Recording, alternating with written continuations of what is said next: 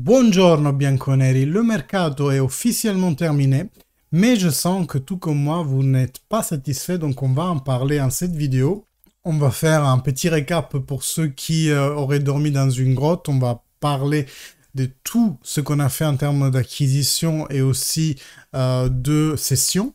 Et on va essayer de donner une note un peu globale. Moi, je vais vous donner la mienne comme ça, en vidéo, et vous allez m'écrire, vous, vos impressions et votre note dans les commentaires. D'ailleurs, n'oubliez pas de vous abonner si c'est toujours pas fait, activez la cloche, comme ça vous serez mis au courant de toutes les prochaines vidéos, et vous savez quelle interaction avec les vidéos, le like.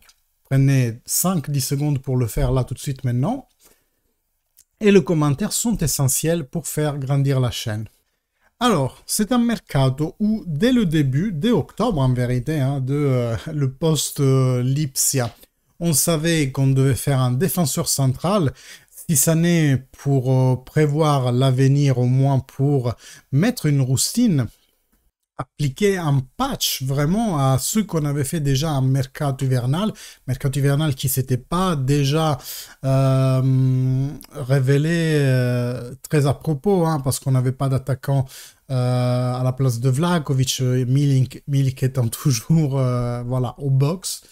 Et pour apporter voilà, un correctif vis-à-vis des deux graves blessures de Bremer et Cabal.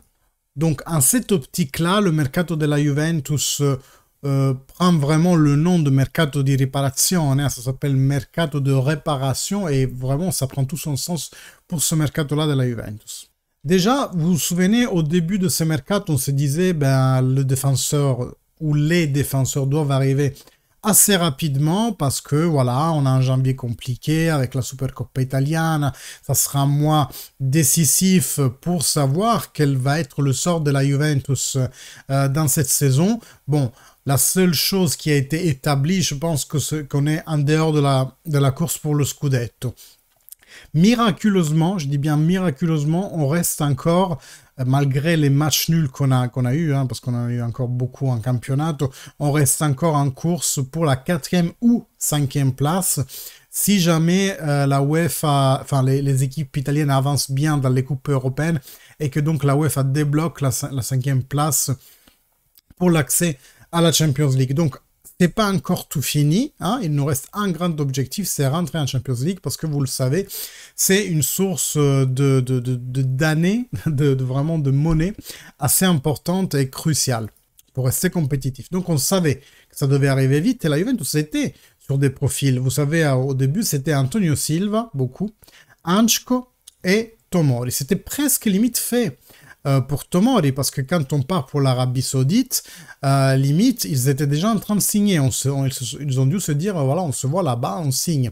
Entre-temps, qu'est-ce qui s'est passé? Le Milan a dégagé Fonseca, ils ont fait rentrer Conceição Senior, et Tomori a repris une place assez centrale dans la défense du Milan. Qui plus est, dans la confrontation en Supercoppa italienne et dans la confrontation du retour du campionato, je pense aussi que Tomori a fait des assez mauvaises prestations, et la Juve a dû se dire, est-ce que ça vaut le coup de dépenser 30 millions? Peut-être pas. Et donc, ça s'est plus fait au final. Antonio Silva, son agent Jorge Mendes avait fait des déclarations dans le mois de décembre vraiment forte, qui mettait la pression au Benfica en nous disant vraiment soit il part à la Juventus, soit il va nulle part. Il nous a dit clairement il veut aller à la Juventus. Sauf qu'après, cette piste s'est éteinte et on n'en a plus pratiquement parlé pendant tout le mercato. Anchko, on savait que le Feyenoord voulait au moins se qualifier à la prochaine phase de Champions League, chose faite. Malgré cela, ils ont fait ça avec la victoire contre le Bayern déjà. Donc il manquait encore un match de cette phase de Champions League, et ils savaient déjà qu'ils étaient qualifiés arithmétiquement. Ils ont mis en place, disons, la vente de Jiménez au Milan. Ça, ils l'ont fait, mais pour Anchko, ils n'ont pas voulu.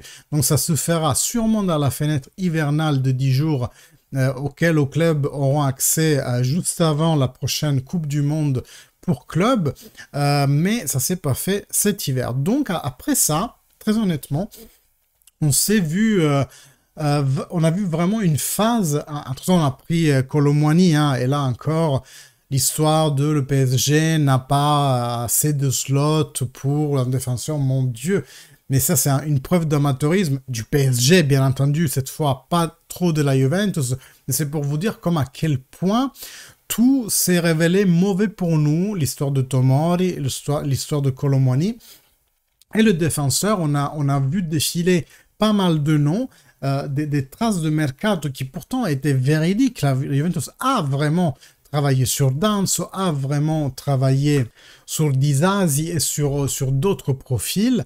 À la fin, on va te prendre un Renato Vega qui ne joue pas au Chelsea, qui eux ont pris à paramètre 0 il y a 2 ans, qui oui peut faire plusieurs rôles, mais clairement aujourd'hui c'est un joueur qui n'a rien de montré. Et on va te prendre vraiment au photo finish, vraiment sur le ruban d'arrivée, on va te prendre un Renato Vega, pardon, pas Renato Vega, il y a trop de joueurs qui ont un nouveau nom, un Lloyd Kelly au dernier moment, profil que oui avait été suivi déjà par le passé, mais qui pareil n'a aucune presque expérience malgré son âge, il a 26 ans, et on va te le prendre à la fin, au même prix auquel il était disponible au début. Donc il n'y a eu même pas de rabais du dernier moment, parce que son équipe, le Newcastle, voulait s'en débarrasser de toute façon. Il n'y a même pas eu de négociation. Tu l'as pris avec un package de 20 millions, plus ou moins, bonus compris. Et avec une obligation de rachat, ça devient obligation de rachat si la Juve arrive dans une coupe européenne, donc même la Conference League. Donc espérons-le, mais assez facile d'atteindre cet objectif-là. Donc vraiment, on se retrouve à la fin. Et j'ai oublié de vous parler, bien entendu, d'Alberto Costa, mais qui est un petit jeune. C'est vraiment un pari. C'est clairement un pari et on le prend parce qu'on sait que Savona a une pubalgie qui l'obligera à être peut-être un peu moins utilisé dans la deuxième moitié de la saison. Mais vraiment, on se retrouve au dernier moment à prendre quelqu'un qui on paye plein de pot et pour lequel, voilà, t'y arrivé vraiment à la fin, ce nom-là. C'est comme si on n'avait pas eu le choix parce que tout le reste s'est mal passé. Antonio Silva, Danso, Tomori et tous les autres. Et qu'à la fin, tu te dis, bah oui, il n'y a plus que Kelly, mais en même temps, il coûte 20 millions, on est obligé de les dépenser, ces 20 millions. Mais quitte à dépenser des choses pour un joueur qui soit vraiment le joueur que tu attends, mais alors mets-en 30 pour Danso, je me dis. Parce qu'après, à la fin, il est parti, je crois, à Tottenham pour 33 millions. Donc, à la fin, si vraiment tu voulais Danso, pourquoi pas les mettre sur Danso, ces sous-là? Bon, les sorties, finalement, Arthur est parti au Girona, mais encore avec un prêt sec, donc il nous reviendra en été. Ça a été vraiment, mais vraiment, la pire négociation de mercato de la Juventus, le pire transfert de l'histoire de la Juventus, parce qu'on se le traîne encore. Là, on vient tout de suite pour le faire signer au Girona. On vient de le prolonger d'un an le contrat, il termine en 2026, on l'amène en 2027. Oui, ça baisse le coût à bilan, oui, je suis d'accord, mais en même temps, tu rallonges encore d'un an. Et de toute façon, ce joueur, personne ne le veut, personne. Et bien entendu, vous l'avez suivi à notre départ de la Juventus, c'est celui de Nicolo Fagioli, qui va aller à la Fiorentina pour un package de 20 millions. Là aussi, c'est avec une obligation de rachat qui va presque sûrement se faire. Dommage de perdre Nicolo Fagioli. Je pense qu'il pourra revivre ailleurs. Je ne suis pas sûr que Florence soit la meilleure des réalités parce que ça reste en Italie et je pense qu'il va se porter derrière cette infamie des paris. Peut-être qu'un club à l'étranger, même si une place chaude comme Marseille, chaude en termes vraiment de tifo, je pense que lui aurait fait peut-être plus de bien. Donc on va se le retrouver contre et on va en plus renforcer, si ça marche bien pour Fagioli, on va renforcer celle qui est une concurrente finalement pour la 5e place. Voilà le résumé du mercato de la Juventus. Très personnellement, je ne me sens pas de dire que c'est un mercato suffisant. non tant pour les noms en soi, parce que je ne les connais pas. Le moins prometteur me semble vraiment Kelly, me semble vraiment un choix du dernier minute, donc à voir comment ça va se terminer. Mais je sens pas de donner une note pleine à la Juventus pour ce mercato. En Italie, vous savez, les notes sont sur 10. La suffisance, pour être suffisant, c'est 6. Moi, je donne 5 fois 5. Pourquoi? Parce que oui, tu as fait tout ce dont tu avais besoin. Un attaquant, deux défenseurs et un terzino destro. On ne le savait pas au début que Savona avait une pubalgia, donc on ne pouvait pas comprendre pourquoi la Juventus allait investir autant d'argent dans un externe droit, aussi jeune en plus. Maintenant, on le sait. Donc, tu as fait tout ce que tu devais faire, mais tu l'as fait très en retard. Et surtout, en investissant de l'argent sur des paris, Costa, Alberto Costa et Kelly, pour moi, c'est des paris, parce que tu t'es obligé à les acheter presque. Tu les as achetés.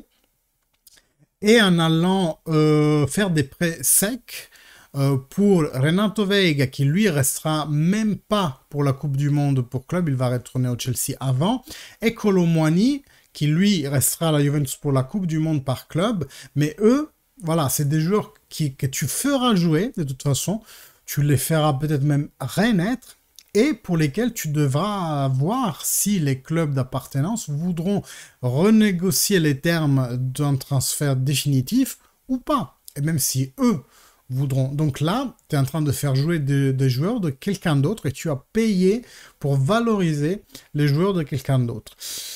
Donc, pour moi, ça ne peut pas être suffisant. C'est un mercato de réparation, certes.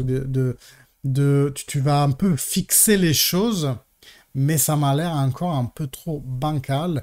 J'attends de voir, bien entendu, ce que ça va être sur le terrain. Et comme vous le savez, de toute façon, je serai là à supporter Juventus, quoi que ce soit, même si ces choix-là me semblent vraiment dictés par un amateurisme, presque, je suis désolé de le dire pour Giuntoli, parce que je crois énormément en ses capacités. Mais là, à mon avis, il était pris de court sur presque toutes les négociations qu'il a fait cet hiver. Donc, abonnez-vous, dites-moi ce que vous en pensez dans les commentaires, même écrivez des longs messages, vous savez que je les lis et je vous réponds.